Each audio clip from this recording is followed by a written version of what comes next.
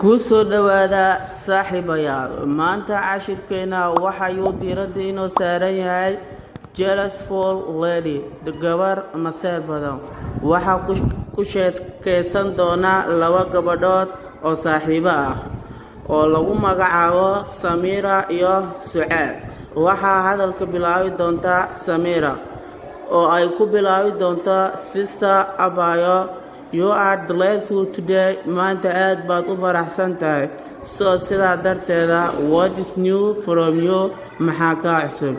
Sucaad ayaa soo booday waxay tiri today maanta I have introduced waxaan soo bartay handsome boy wiil quruxloow ah.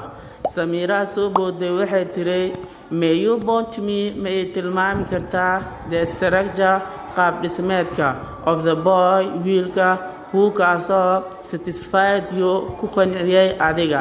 Sucaada soo booday waxay tiri his appearance muuqaalkiisa and structure iyo qaab dhismeedkiisa were waxay ahaayeen what can not be told waxa aanan laga sheegi karin by the mouth afka. Samira soo booday waxay tiri can you mention me ma ii sheegi kartaa yes or no ha ama maya ma ii sheegi kartaa? Sucaada soo booday waxay tiri yes ha. He was tall wuu dheeraa white wuuna cadaa.